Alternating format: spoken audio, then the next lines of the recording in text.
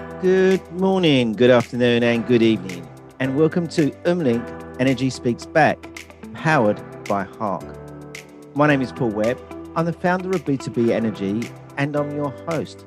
And weekly, I present to you experts from around the world. And today, I'm in the Middle East with someone who focuses on bringing efficiencies to HVAC.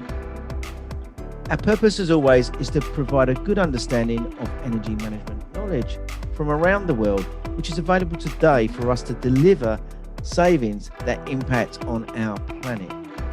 So before we get into our interview today, I would like to recognise our sponsors.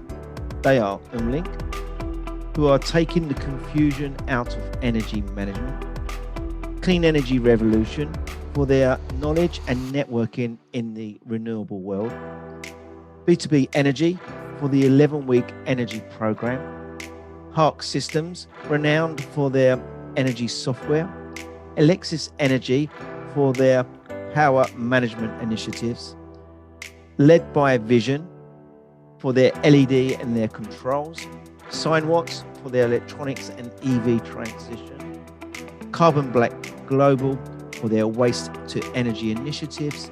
And I would also like to welcome two new sponsors, and they are Synathex for their insulation coatings and SmartCool for their AC initiatives. And we'll be hearing more from those over the next coming months. And then lastly, our certificate partners, Esther Energy. Welcome to episode 72 of Umlink Energy Speaks Back, powered by Hark.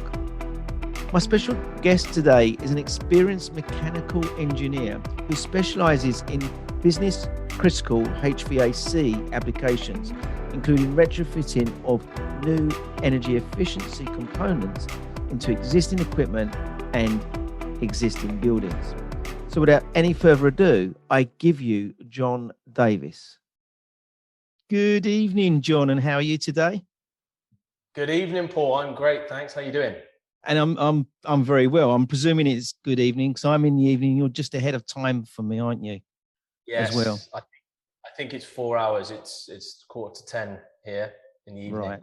So it's a late evening for you. So thank you for joining us. And John, we've met through our LinkedIn communications, and we've had a couple of meetings recently. And just for the benefit of our audience today, can you give us some feedback, some background knowledge to yourself, and what does John Davies do in the industry? Yeah. Okay. Yeah. So just going back to how we met, really, I think it was quite interesting because your Energy Speaks Back podcast flashed up on my LinkedIn. So yeah, I think we started talking relatively quickly. Really, I mean, we got to know each other quite quickly, which was good. But yeah, so I'm a mechanical engineer, and I work for a company called Key. I run the company in Dubai, and we basically focus on reducing energy consumption on air conditioning equipment. So that is the retrofit, replacement of any equipment, or control optimization. How I got into that? Well, I used to work for a few OEM manufacturers of air conditioning equipment, so mainly air handling units and close control units. And basically from there, I focused on the energy side of it, and we looked at reducing consumption of air handling units, close control units, and chillers that have been in the field for 10 to 15 years, basically. So I gained my experience from working in the development departments of those various manufacturers. And yeah, I work with some awesome engineers in the industry, from manufacturing to sales. So yeah, and that landed me in Dubai.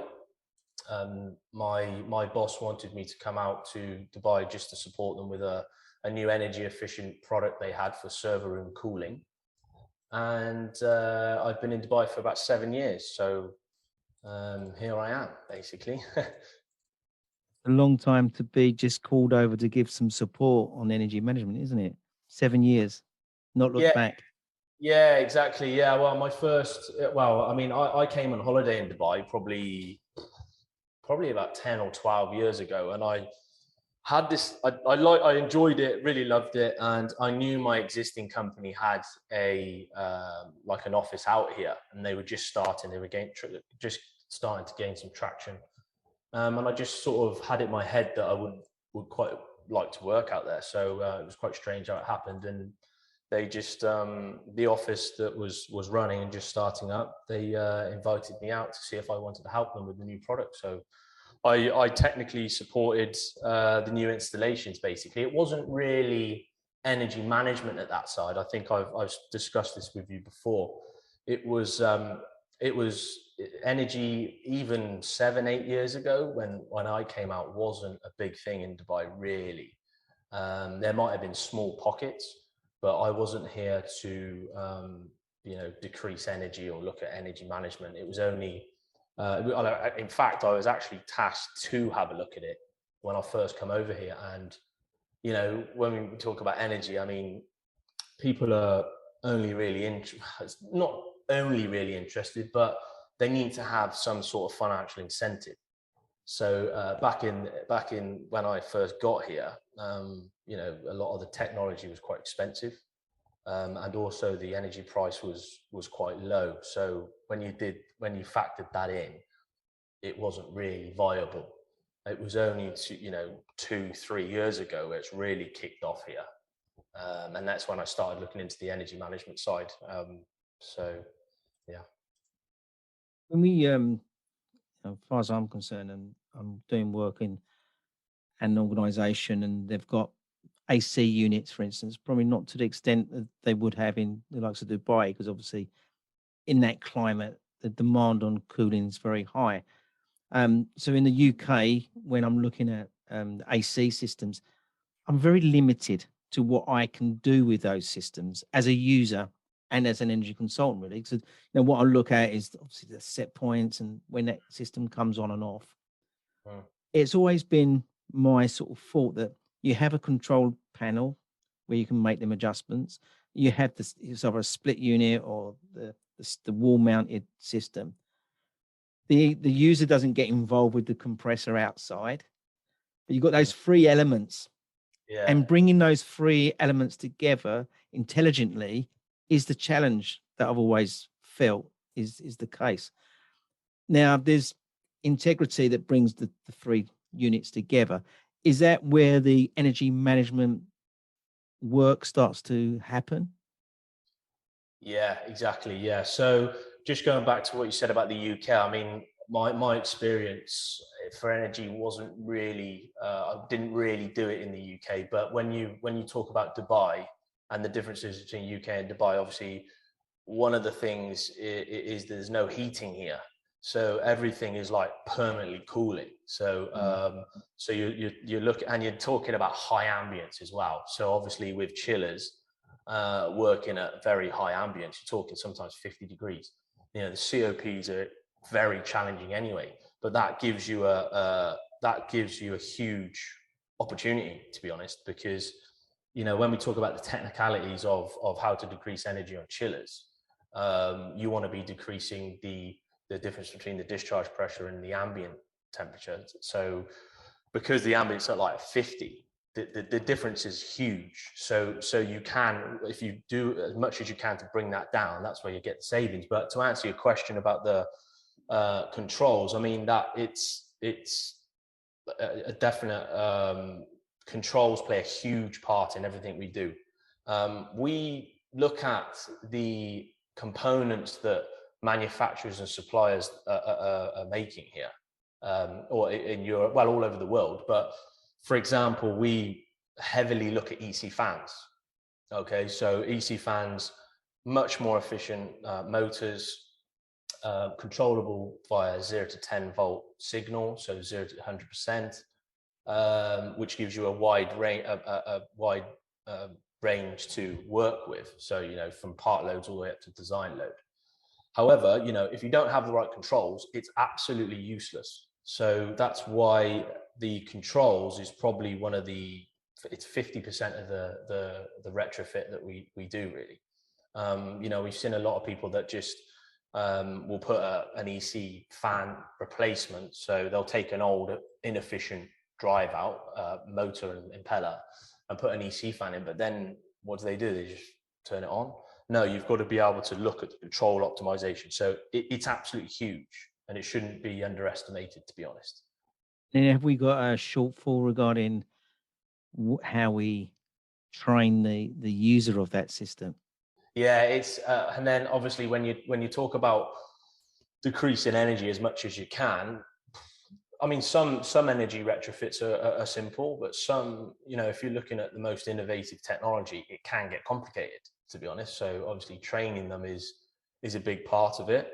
And I think everyone realizes that the Western world, to be honest, is always a bit more advanced than we see technology. American companies, European companies come up with these innovative components, and it takes time for the training to come through. So, we get the training and the presentations from the suppliers, and we have to then pass that on. So, it's in the Middle East is always on air conditioning, tends to be slightly behind. I don't want to say very far behind, but it is getting better, to be honest. It is definitely getting better since I've been here. One of the reasons why I say my background's BMS. So when we design a system and install a system, we hand it over to the user. It's really key that we show them how to turn the system on and off, how to adjust the set points, how to adjust the timings of that system. Because if we don't give them that full support, what happens is in the morning when it should be on and it isn't on, then they then start to override it. And that, for me, is where it starts to open the cracks up regarding these systems, and before you know it, your air conditioning, I know the air conditioning systems in Dubai.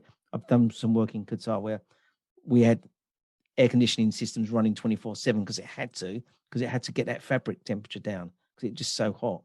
And I'm sure that's the same in Dubai as well. So do you have them sort of ways of techniques to improve that? Yeah, well, it's as a lot of even new builds, when you're commissioning a system, obviously the most efficient period of it is when it gets handed over and it's all commissioned correctly by the experts, and they've been there.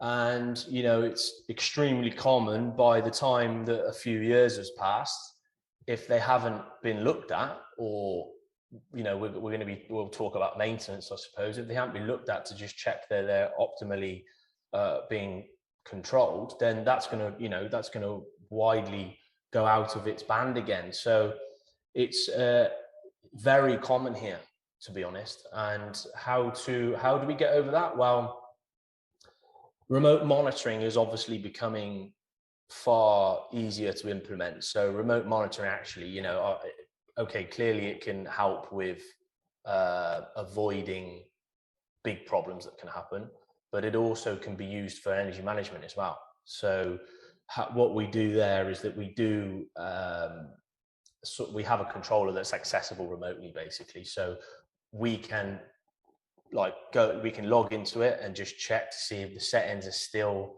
at their viable conditions. And basically that's how you get over it. And obviously going to site and maintaining it. So if it's an air handling unit, and it's not just controls really, Paul, you're talking about also just various cleanliness as well, to make sure that the filters, etc. We're talking about air handling it specifically. The filters are cleaned, and then the controls are still, they're calibrated, for example. So like the temperature sensors are calibrated. So it's about staying on top of not really maintaining it, just getting into the controller to make sure that no one's been playing around with it. And obviously all the default settings are there as well, so you do it based on that. But it is very common. One thing that has always brought me to attention of air conditioning systems and the setup of them, when I've been in, like I've done some posts in 2019, at the end of 2019, I was in Thailand, in Bangkok, and I started feeling very, very rough because I'm from the West and I'm in and out of air conditioning systems. It's too cold as far as I'm concerned because I'm outside in 30 degrees. I come in to 16 degrees or very, very low temperatures. And I took a thermographic camera around and I actually was proving the fact that I was pumping in like very low temperatures into that area. How do we bring, because you alluded to that just now about the high temperatures, the ambience, how do we Yeah. bring that closer together? Because by bringing that closer together, we're going to actually make savings, aren't we? Yeah, exactly. So that's another difference compared to colder countries in Dubai, really, because in fact, people here tend to want to be quite cold. Again, it's kind of like people's perception. Temperature Mm. is people's perception. We have this temperature. You know, everyone talks about 21 to 24 degrees Celsius and 40 to 60% relative humidity. You know, that's a normal, well, we say a normal person, but the average comfortable temperature. But again, we run into those problems, to be honest, where some people want to be colder and some people want to be warmer. So how do we bring those close together? Well, um, I suppose it's giving people the band, like I said. So, I mean, you would think that people in Dubai would accept a 26 degrees temperature because they're used to 40 outside. But you know, 26, to me, that would be too warm. yeah, okay, yeah. So I drive my car at 26 because I'm like to be yeah, warm in the yeah. winter. I'm talking about being in the winter now. Yeah. But well, you know, you walk into some, you know, like talk about data centers specifically, but it's computers, so it's a little bit different. But you tend to be about 20 to 24 here, Right. uh, in comfortable conditions, which is some people want at 18. But how do you bring it close together? It's a bit of a difficult question, really. How, you know, it's that, of course, if you increase the set point, everybody knows that you're going to get savings, Yeah. but there's a trade-off to people's comfort. Yeah. So I think when we talk about projects that we implement, to be honest, the first real thing is, okay, what temperature are you cooling to? And can that be, are you cooling too low? Have we got space for people's comfort? So we've walked into some buildings or areas of the building, for example, and they're running a lobby at 18 degrees Celsius, for example. So straight away you're thinking, wow, okay, that straight away can be taken up to 20, 21 degrees. But part of it also is to do with the controls of that. So, and also when we talk about old air handling units, for example, they have fixed speed fans, so they may be overcooling as well. So the client might not actually insist he wants 18, but because he's got a fixed speed system that's 100% pure, 100% ventilation without any variability, that could be the problem. So we do look at the temperature. Probably one of the first things we look at, really.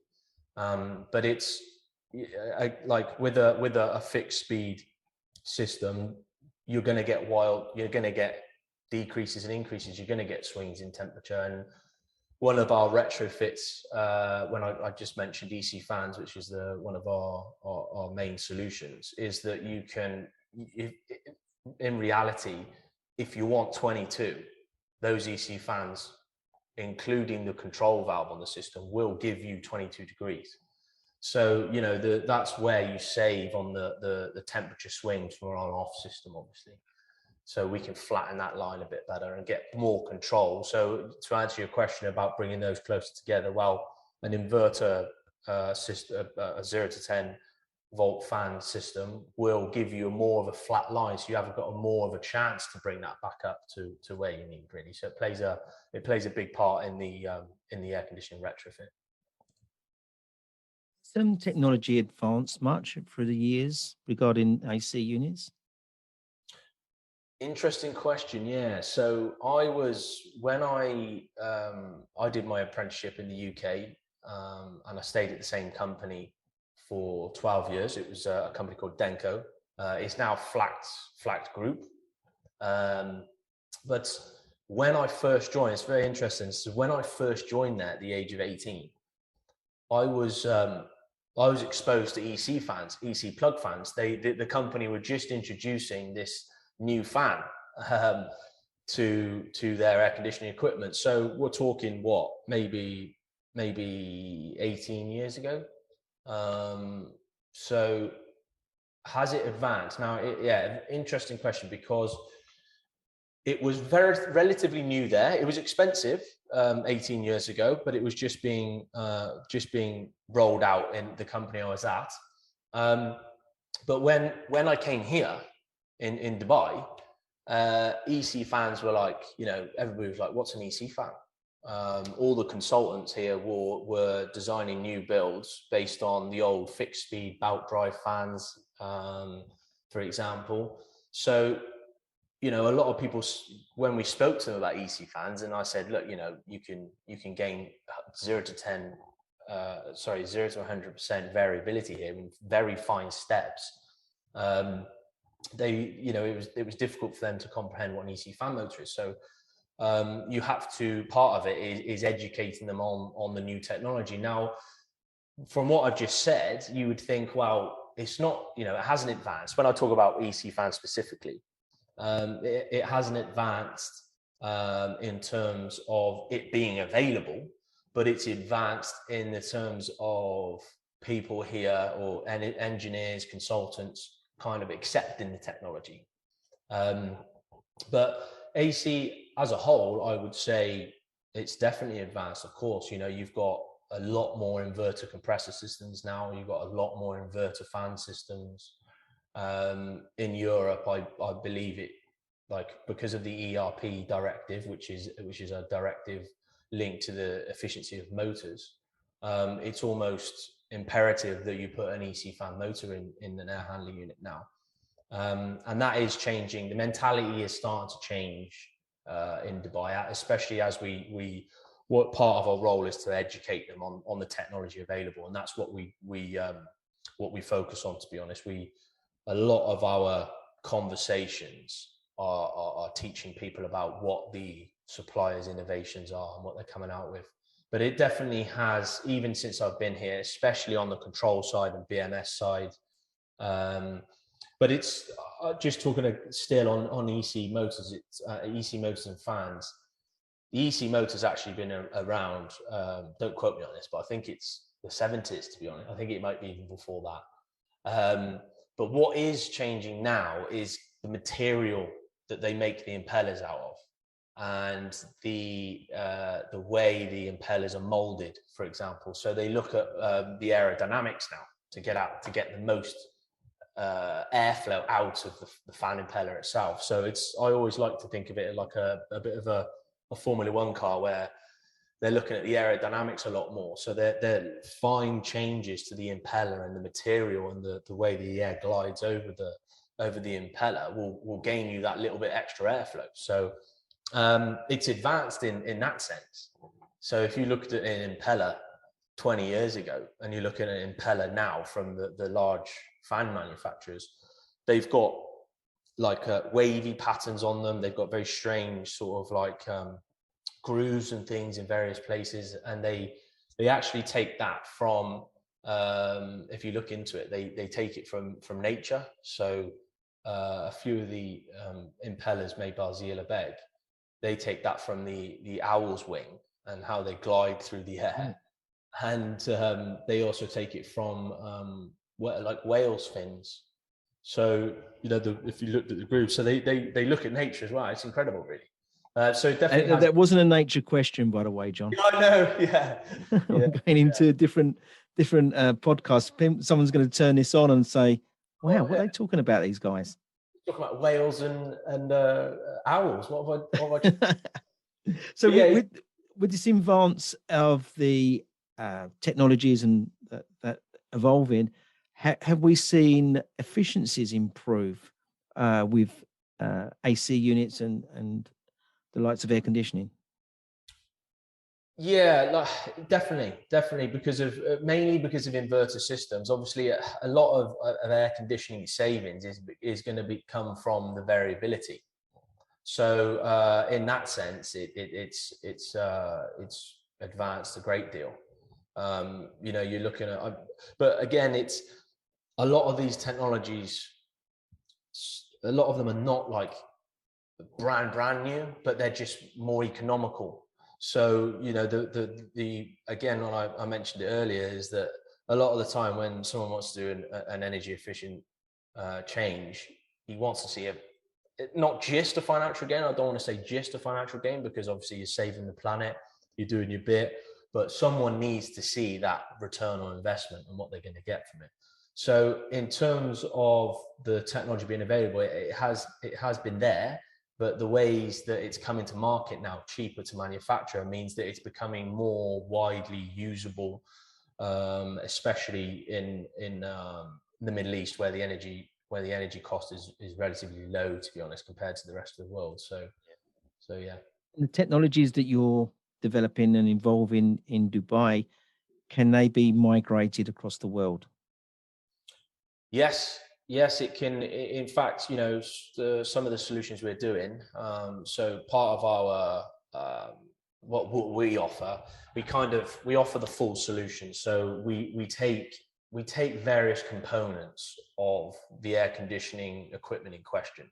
Okay, so and we package that up into like a solution / service. So in theory, yeah, I mean, it can be used. These products actually that we're using. We're using the fan, we're using the controllers, we're using various like fabrication of like frames and things, like simple things just to make it fit inside. Obviously, they can be bought by anyone, but then putting them together requires just some thought about how you're going to implement that into the application that the client has. So yeah, in theory, we're not talking about specific Middle East solutions here. We're just talking about actually in the Middle East, there are ways that you implement them, or ways that you can control them that's different. So you have to take into account the ambient conditions and the environment, really. So it's more to do with the environment and how you utilize the technology, really. You mentioned you're a turnkey organization, so I'm presuming design, install, commission, and then maintenance. And then you mentioned remote monitoring. I presume you cover all those aspects, and you find that's important to follow those aspects through. Yes, so we do this full turnkey. So we do design. When we talk about design, we're talking about there's two types of design. Obviously, designing the solution to fit the application. So in terms of like how it's controlled and how big you need it. How much airflow do you need? We look at that depending on the customer, who the client is, whether they have a consultant involved, or whether they've got whether an energy services company is involved. But yeah, it was very important for us when we started Key that we wanted to offer the full turnkey with our own engineers, our own design team, and everything. So it's quite a bit of a strength for us. So we see the whole solution through. We don't just sell the parts, basically.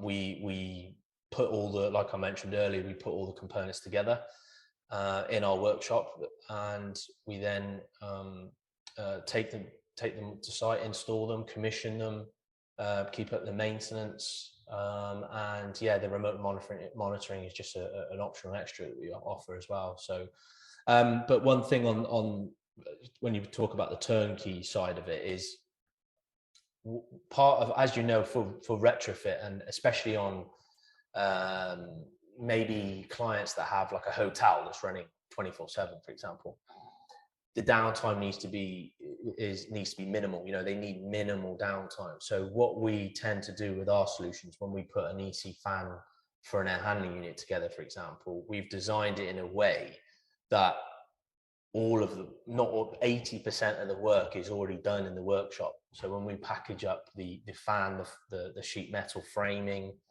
the way we plug the fans in. So I don't know if you know on an air handling unit retrofit, but you replace one large fan with multiple fans. So we designed a way that we can quickly, when everything goes to site, we can quickly plug them into the junction boxes that we've also made, and then the new control panel can quickly plug into the junction box.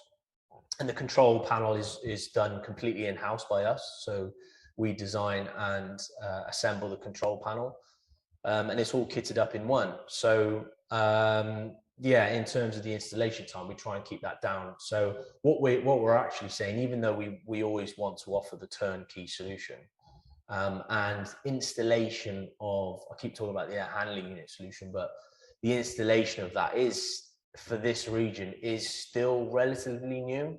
So people, they haven't got as much experience. So the installers, or, companies that are just installers, or maybe FMs, they will want us to install it as well. But we have designed it in a way, well, actually, the installation is probably one of the easiest parts, because we've done all the hard work in the survey, etc. So what we're trying to do now is actually say that, well, okay, we've got this sort of package kit, it's almost like a Lego building blocks when you build up the solution. So we're trying to say that actually we've done the majority of the work in the workshop, and someone they should be able to easily install that. Commissioning is obviously another thing, because we can get into some quite complicated strategies and everything.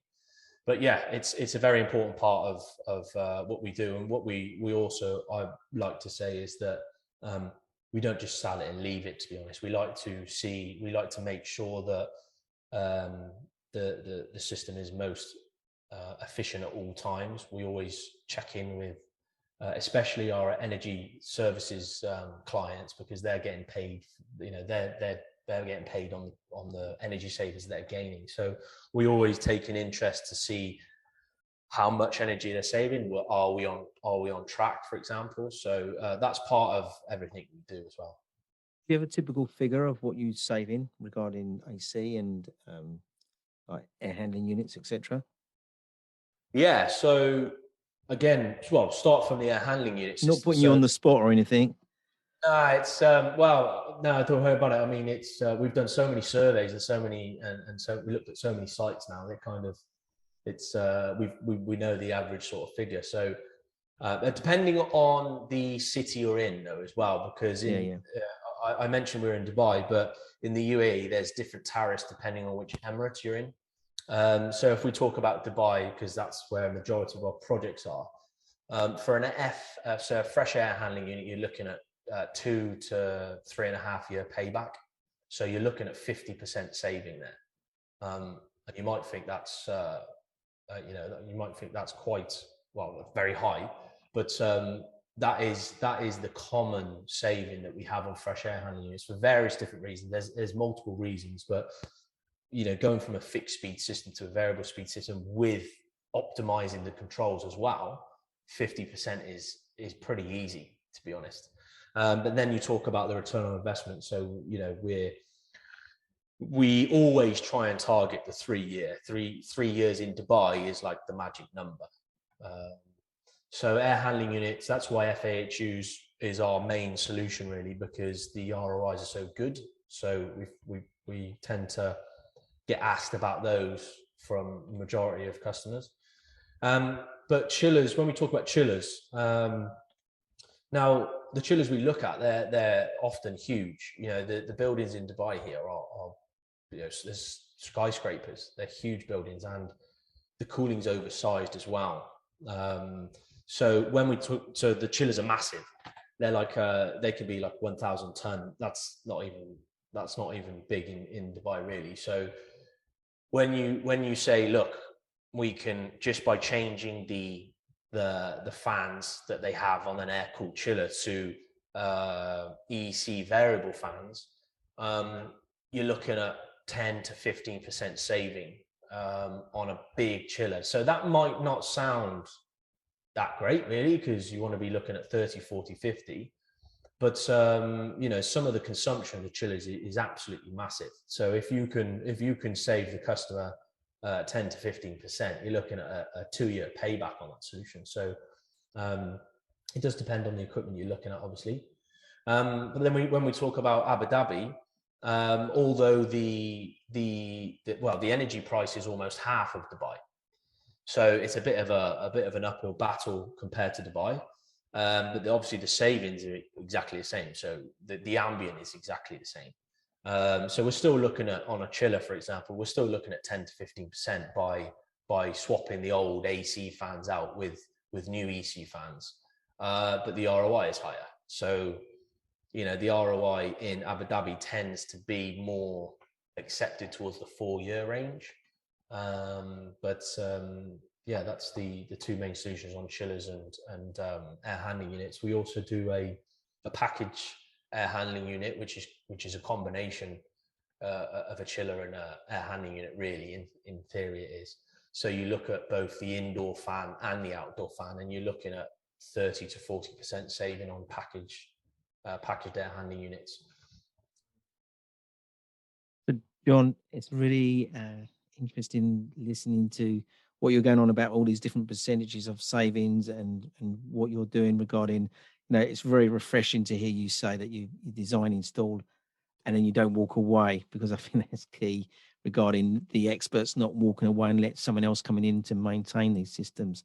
We need to keep the continuity going on. And I think that's important for the industry regarding that side of it. But it's come to that time in my podcast that I throw in a little bit of a span, and I really and I know I've been putting you on the spot all the way through this, but it's coming that time where I need to put you on the spot for the benefit of our audience today, and ask that question. So is there anything is there anything you can give back to the audience today as a takeaway? Yeah, I think mainly it's, like you said, about coming back to the equipment and make sure it's optimally being controlled. To be honest, there's two things really. When the system is commissioned, that you don't just leave it running and forget about it. You just keep checking it. Do your monthly, quarterly, 6 monthly checks on your controls, because it will start going out of efficiency depending on what's happened with various people touching it, for example, touching the equipment. So I would definitely say, like you've mentioned a few times, is make sure that you don't just walk away from it and you check the controls, for example. But the other point I want to say that is that a lot of people in the UAE are, they focus on sort of increasing renewables, for example. So a lot of the solar, and that's a great. I understand it's amazing. It needs to happen, but the consumption here is huge. So a lot of people are focusing on free energy, which is obviously very good for the world, but a lot of the issues are being caused by too high consumption, oversizing, bad control. So I do think that for anyone out there listening, is that actually let's focus more on getting the consumption down. So I think, especially as we talk about air conditioning and HVAC, I mean, as you know, it's a massive part of a building energy consumption. So they're my two takeaway points. And obviously I knew that because I listened to your podcast regularly, Paul. I knew it was going to come. And I only asked for one and you gave us two. So I really appreciate that. There you go, yeah. Two for the price of one. Yeah. Okay. So John, it's great catching up with you, and it's great to think that what you're doing in Dubai, we can actually take across the world. That's a great takeaway from me, really. I obviously, when I'm talking about the industry and what we're doing, I always try to localize it, and it's a bit of a struggle sometimes, heating, cooling, etc. But to take a technology, and we are seeing air conditioning across the world start to grow more because the planet's heating up, and we're seeing more and more of that. Yeah, that's very important. I was going to mention that as well. Obviously as global warming is getting worse and worse, people need cooling more. So again, that's exactly the same as talking about consumption. But yeah, so, and I just want to say, Paul, that I think it's great that you're bringing the community together really, and getting everyone around the world talking about energy. I think it's a good platform for everyone to get talking about it. So we can just obviously energy consumption is on everyone's minds at the moment, and platforms like this will hopefully educate people on what solutions and what everyone's up to. Really, it's interesting. So I do like to follow it. Brilliant. Well, John, I'd like to say thank you for your time today and joining us. And you and your family, please be safe in these times. Thank you very much, Paul. Thank you for having me on. I appreciate it. See you soon. Thank you.